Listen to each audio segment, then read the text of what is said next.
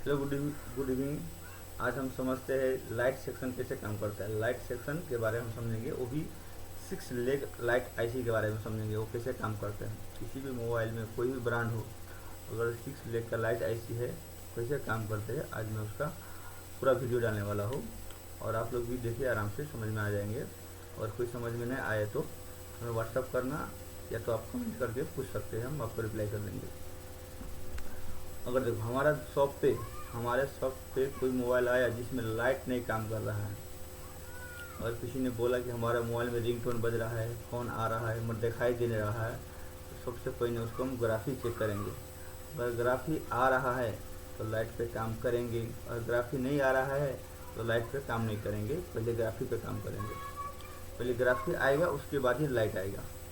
तो ग्राफी आ रहा है, जैसे मोबाइल को हम ऑन किया, उस पर कोई लाइट बारा ग्राफी दिख रहा है और लाइट नहीं आ रहा है, तब जाके हम लाइट सेक्शन पे काम करेंगे। तो सबसे पहले लाइट सेक्शन पहचाने हैं कैसे। अगर आपके पास बोर्नियो है, बोर्नियो खोल के मॉडल के, और हम कंपोनेंट नेम में जाएंगे तो साफ साफ यहाँ लिखा रहता है LCD light. LCD light section है ये, एलसीडी लाइट आईसी दिया हुआ है। अगर आपके पास बोर्नियो नहीं है तो हम देखेंगे कहाँ पे हमें एक बूस्ट कॉइल मिलेगा, उसके साथ में एक डायोड मिलेगा, और एक 6 लेग का हमें आईसी मिलेगा। तो हम समझेंगे ये हमारा लाइट सेक्शन है। इतना तो समझ में आ गया होगा। 6 लेग का लाइट आईसी मिलेगा, एक इसको बूस्ट कॉइल बोलता है, एक बूस्ट कॉइल मिलेगा, एक डायोड मिलेगा। तो हम समझेंगे ये हमारा लाइट सेक्शन है। अगर ये लाइट सेक्शन मिल गया आपको, तो हम लाइट सेक्शन का काम कहाँ से शुरू करें। अगर लाइट का फॉल्टी है तो हम काम कहाँ से शुरू करें। सबसे पहले, और कोई भी मोबाइल हमारे पास आया लाइट सेक्शन पे, तो सबसे इम्पोर्टेंट चीज़ होता है सबसे पहले हमें एक हम चार्जिंग आईसी और 6 लेग लाइट आईसी और बैटरी डिस्प्ले कनेक्टर। तो हम अभी जाते हैं एमिनेशन के थ्रू हम समझाने की कोशिश करते हैं।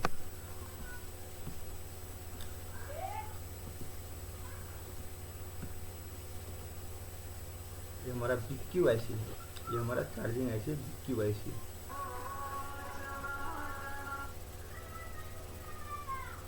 और ये हमारा हो गया डिस्प्ले कनेक्टर, ये हमारे 6 लेग लाइट आईसी है। और 6 लेग लाइट आईसी हो, या कोई भी लाइट आईसी हो, या कोई भी आईसी हो जहाँ पे नोच पॉइंट, ये हमारा नोच पॉइंट है, जहाँ पे नोच पॉइंट होगा उस साइड का लेग हो या बॉल हो, ये 1 नंबर होता है। हम कोई वीडियो में ऐसा वीडियो बनाएंगे जिसमें हम बॉल काउंटिंग भी बता देंगे। अभी हम लाइट सेक्शन का वीडियो बना रहे हैं, वो भी छोटा बनाने की कोशिश कर रहे हैं कि छोटे में समझ में आ जाए। जहाँ पे नोच पॉइंट है वहाँ का हमारा लेग हो या बॉल हो 1 नंबर होगा, बीच का 2 नंबर है, इस साइड का 3 नंबर, ऊपर का 4, और ऊपर का बीच का 5 और साइड का 6 नंबर होगा। तो सबसे पहले नंबर, जब लाइट सेक्शन का समस्या आए तो सबसे पहले 1 नंबर हम चेक करेंगे, मोबाइल में बैटरी लगाएंगे। मोबाइल चालू करने की ज़रूरत नहीं है, सबसे पहले हम चेक करेंगे कि लाइट सेक्शन का लाइट आईसी का हमें 6 नंबर बॉल पे पीपीएच वोल्टेज आ रहा है कि नहीं आ रहा है। 6 नंबर बॉल है ना, हमें उस पर मोबाइल चालू हो ना हो, उस पर बीपीएच वोल्टेज सबसे पहले आएगा। जितना बैटरी लगाएंगे, बैटरी का जितना वोल्टेज हो, 3.7 हो या 4.2 हो, इस बीच में से किसी वोल्टेज हो, सबसे पहले हमें लाइट आईसी का 6 नंबर पिन पे वो वोल्टेज आएगा, और वही वोल्टेज हमें 4 नंबर पिन पे आएगा, और वही वोल्टेज हमें मिलेगा डिस्प्ले कनेक्टर के एनोड लाइन पे मिलेगा। डिस्प्ले कनेक्टर के एनोड लाइन पर 3.7 वोल्टेज मिल गया, तो हम क्या समझेंगे, हमारा चार्जर आईसी अपना बीपीएच वोल्टेज बना के लाइट सेक्शन को दिया, और वही लाइट सेक्शन हमारे वही वोल्टेज हमें डिस्प्ले कनेक्टर पर आ गया है। तो डिस्प्ले कनेक्टर वोल्टेज आ गया तो हम समझेंगे ये लाइन सही है, कहीं पे ब्रेक नहीं है, कहीं पे शॉर्टिंग नहीं है। अगर वोल्टेज नहीं आया तो हम यही समझेंगे तो बीच में जो लाइन लगा हुआ है, कॉइल है, डायोड है, ये लाइन ब्रेक होगा, या तो जिसमें कैपेसिटर भी लगा है वोल्टेज फिल्टर करने के लिए, ये कैपेसिटर शॉर्ट होगा। अगर शॉर्ट भी नहीं है, लाइन ब्रेक भी नहीं है, तो हमें 110% यहाँ पे एनोड लाइन डिस्प्ले कनेक्टर पे कोई भी नंबर पिन हो, 1 नंबर हो सकता है, या 24 नंबर पिन हो सकता है, पर ये दोनों साइड का पिन रहता है, उस पर आपको एनोड लाइन को 3.7 वोल्टेज मिलेगा। अगर 3.7 वोल्टेज मिल गया, दूसरा स्टेप चेक करेंगे हम लाइट आईसी का कैथोड का लाइन। जैसे एनोड मिला वैसे ही कैथोड, मगर कैथोड क्या होता है, वो माइनस का लाइन होता है, वो माइनस का लाइन, उस पर कोई वोल्टेज नहीं आएगा, उस पर वोल्टेज नहीं आएगा।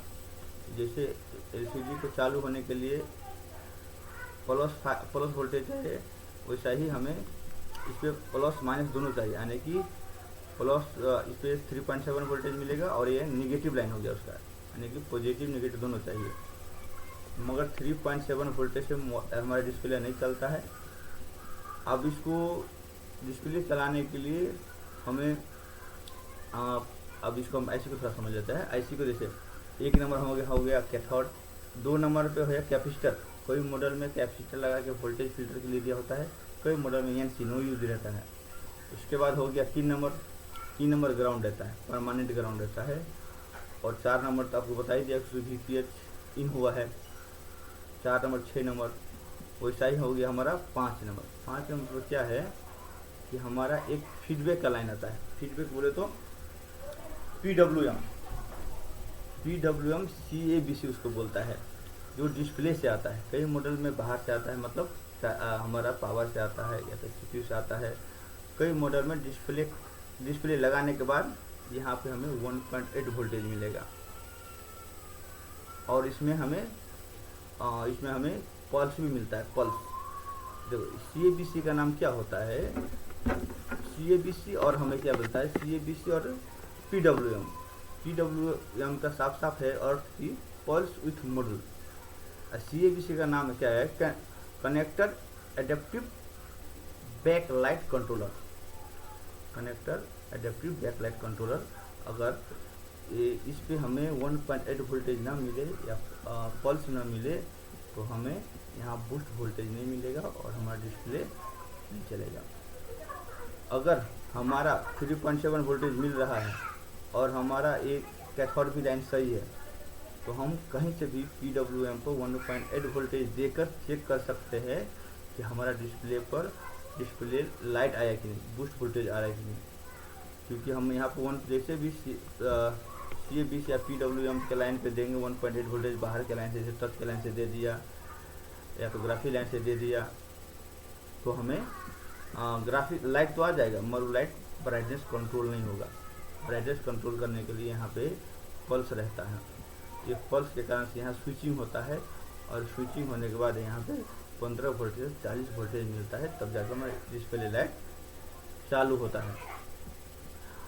अगर हमारा PWM 1.8 आ रहा है, कैथोड भी सही है, हमारा एनोड भी 3.7 सही है, फिर भी नहीं चालू हो रहा है, उस टाइम में हमें विचार करना होगा कि इसमें हमें लगा हुआ है बूस्ट कॉइल। बूस्ट कॉइल तो हेनरी ज़्यादा होता है, ज़्यादा हेनरी का बूस्ट कॉइल होता है। अगर ये बूस्ट कॉइल ख़राब हो गया या इसका हेनरी कम हो गया या तो शॉर्ट हो गया, तो हमें यहाँ बूस्ट वोल्टेज नहीं बनेगा। उस टाइम में हम एक बार इसको बूस्ट कॉइल को चेंज करेंगे। बूस्ट कॉइल चेंज करने के लिए लाइट सेक्शन से ही हम कोई बूस्ट कॉइल उठाकर लगाएंगे, क्योंकि लाइट सेक्शन का बूस्ट कॉइल सेम हेनरी का रहता है। बाकी VPH भी लगा सकता है, थोड़ा कम हेनरी का VPH लगा सकते हैं, मगर बक नहीं लगाएंगे, बक काम नहीं करेगा। अगर हमें VPH कॉइल लगा के अगर लाइट आ गया तो समझेंगे लाइट का दिक्कत है, और हमें VPH कॉइल का दिक्कत था।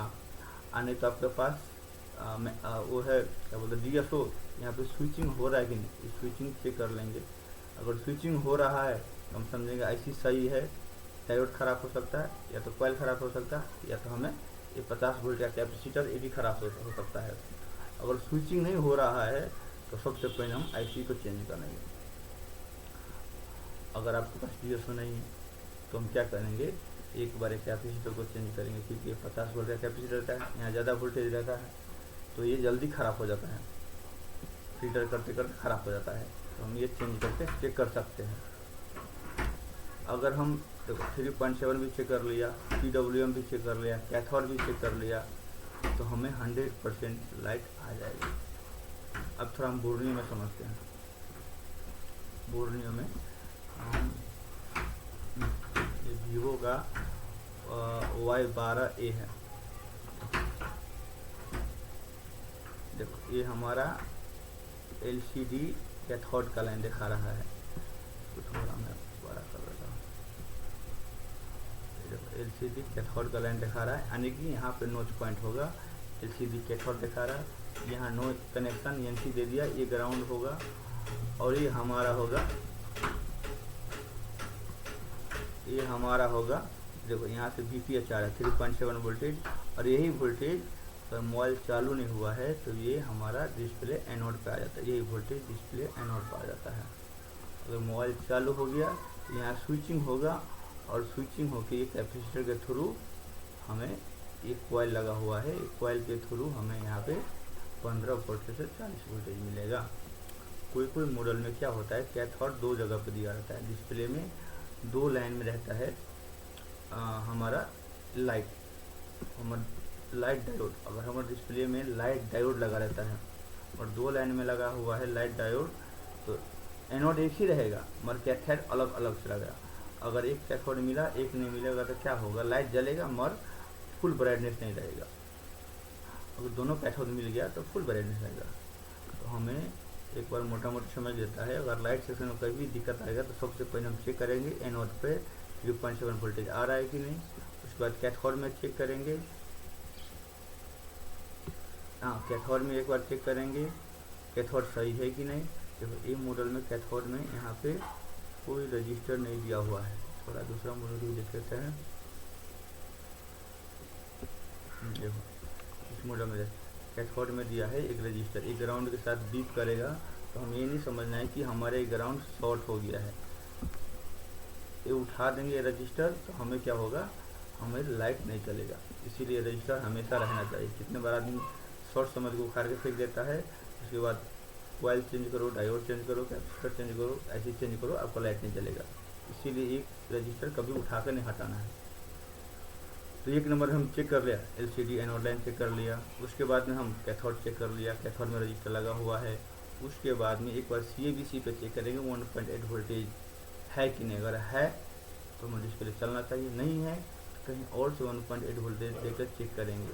जैसे 1.8 वोल्टेज देंगे हमारा लाइट चालू हो जाएगा। अगर 1.8 देकर भी चालू नहीं हुआ तो हम जाके समझेंगे कि हमारा ये बूस्ट कॉइल या डायोड या तो कैपेसिटर ख़राब हो सकता है। वीडियो को थोड़ा शॉर्ट में बनाने की कोशिश कर रहा हूँ, थोड़ा जल्दबाजी में, और मैं नेपाल से हूँ इसलिए मेरा हिंदी थोड़ा सही नहीं होगा, थोड़ा एडजस्ट कर लेना। आप लोग क्लास में एडजस्ट करते थे और ये मेरा फर्स्ट वीडियो है, तो कुछ प्रॉब्लम होगा तो बताते रहना। और अगले वीडियो क्या चीज़ पे चाहिए बताना, मैं बनाने की कोशिश करूँगा। और कोई डाउट हो तो मेरा व्हाट्सअप नंबर है, पूछ लेना, और कोई क्वेश्चन हो भी बता देना। अभी के लिए इतना ही रखता हूँ।